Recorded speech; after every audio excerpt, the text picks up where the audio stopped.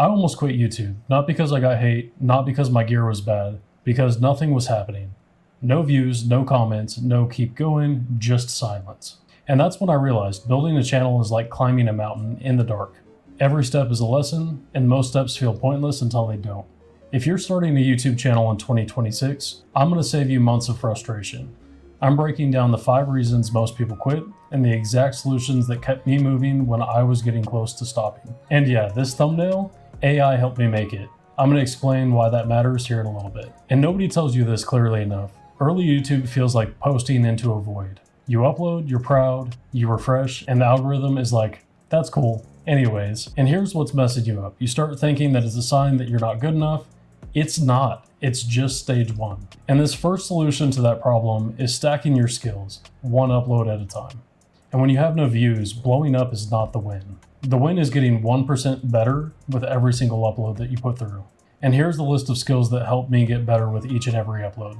The first one is camera confidence. I can't stress this enough, talking to a camera is awkward.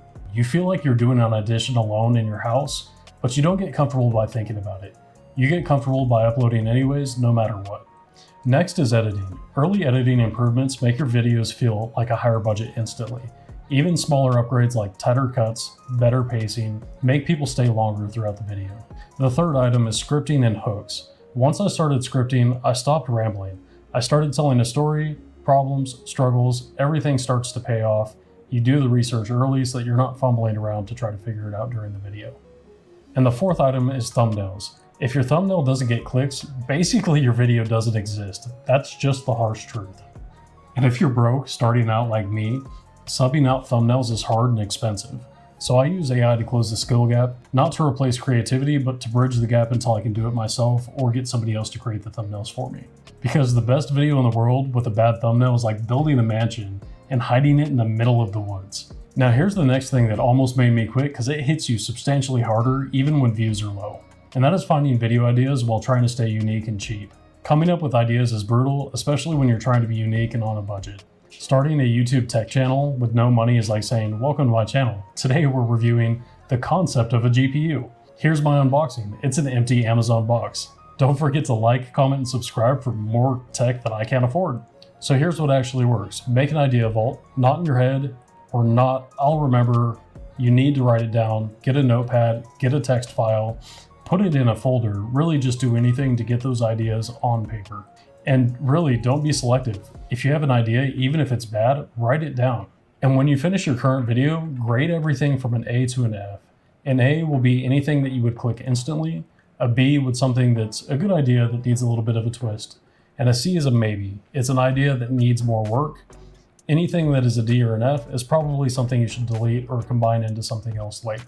Now you're going to pick your next video from anything that's in the A list. At first, it's going to be hard because your idea muscle is weak, but it's like working out. It gets easier over time.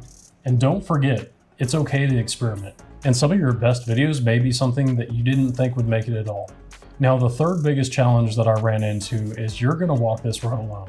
This one is real. If you can't motivate yourself, you're done. I'll share my wins with my family and friends, a new video that I upload, a small subscriber milestone that I came across, a great comment, and I'll just be honest, it doesn't hit them the way that it hits you. Most people see YouTube as a hobby. They'll say, that's awesome, and then they'll never follow up. And when you really need that support, it feels like nobody's cheering you on.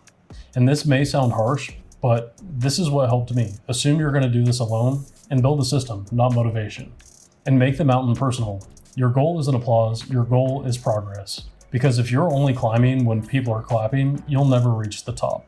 Now for challenge number 4, everybody wants a map. What do I upload? How often? What is my niche? And what is the format? And the scary part is there isn't one path. These are patterns, but there is no guaranteed route. So for the solution, film your niche, make it interesting, and improve with every single upload. And you might find that your niche changes, and that's okay. Just make sure the change is data-driven and not emotional. And if something performs well, pay attention. But if something bombs repeatedly, learn why and learn from that mistake.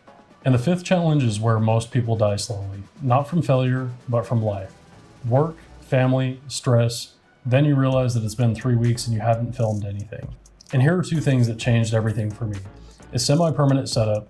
If you film in the same place and keep your gear ready, lighting positions, mic placement, and camera spot, the goal is to make hit record as easy as possible.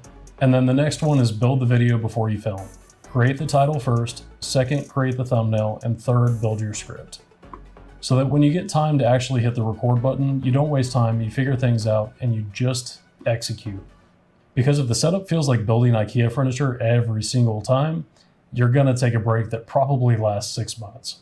So yeah, most YouTubers quit because they hit the dark part of the mountain. No views, no ideas, no support, no clear path, and no time. But the secret is, that's not a sign that you're failing. That's just a part of the climb. And every step teaches you something. And if you're in that stage right now, keep going. Not because it's easy, but because it's worth it. And if this video helped you, drop a comment down below that says still climbing. And I'll make sure to reply to every single one of them, because I know what it feels like to climb with nobody cheering you on.